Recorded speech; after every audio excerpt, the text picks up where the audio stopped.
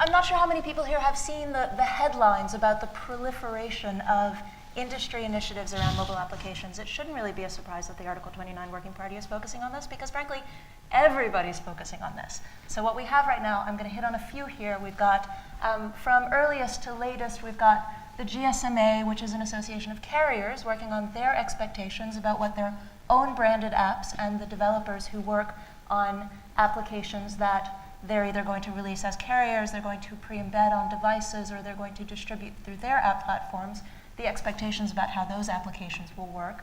We've got the Future of Privacy Forum and the Center for Democracy and Technology, who issued in July a very handy, very short, very simple, very easy to understand guide for how applications should work with respect to privacy.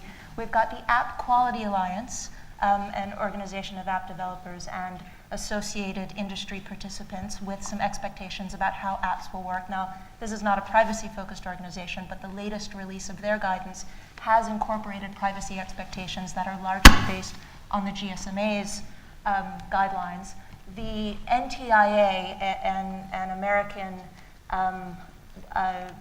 quasi-regulator, I guess, associated with the White House and the FTC and the Department of Commerce, are working on a cross-industry initiative, bringing together what they call multi-stakeholders to work on a document of expectations. They've got a draft that they just released a few weeks ago, addressed at how, specifically about transparency, what should be in a short-form notice associated with an application versus a long-form notice. And then the Mobile Entertainment Forum is working on bringing together some of their membership to work on tools, rating systems, the kinds of things that participants in the application ecosystem can use to make sure that their applications are privacy appropriate. Some other things that are going on right now, just to name a few, the Electronic Frontier Foundation, the MMA, the DAA, NAI, IAB, all of these advertising associations are working on expectations around mobile advertising. National Retail Federation has guidance for e-commerce applications. The CTIA has location best practices. What I want you to take away from this is that there are a huge number of organizations that are all working towards the same thing.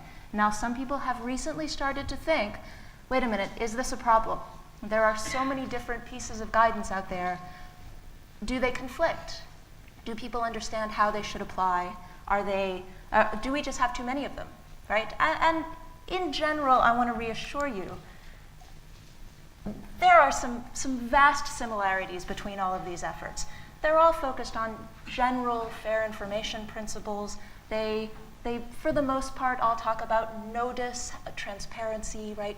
How you discuss the ways that an application is using information, particularly around things that might be unexpected, like your torch that's also, collecting all of this other stuff about you. How you can create that transparency in a mobile environment. They all talk about choice, where appropriate, particularly around unexpected uses or what we would traditionally call secondary purposes. Most of them talk about things like defaults, how defaults should be set. They encourage privacy by design.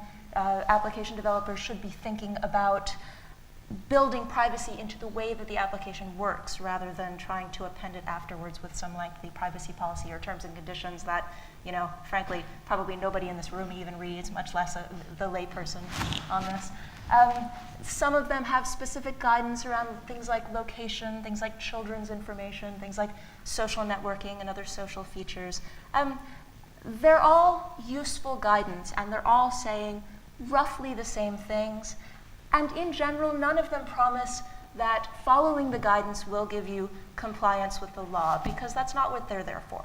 What they're there for is to create generally privacy protective applications. And as we all know, being generally privacy protective doesn't always mean that you're necessarily in strict compliance with the law. And being in strict compliance with the law doesn't necessarily mean that you're being generally privacy protective either. And so that's what these are designed to accomplish. There are some differences in between the different guidelines that you should be aware of. The NTIA, as I mentioned, is focused solely on transparency.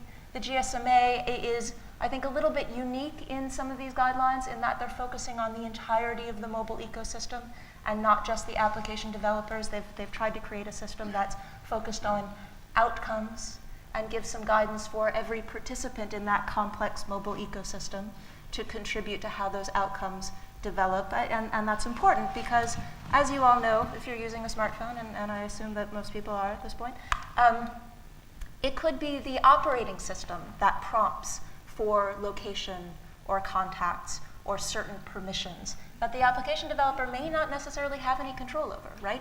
It could be the carrier that determines access to things like network APIs.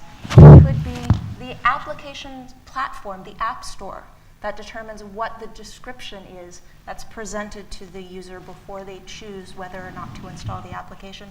So all of these players really have a role to play. It's not just the developers acting in their silo, right? That would create the experience, the outcome that determines whether an application is privacy protective or not.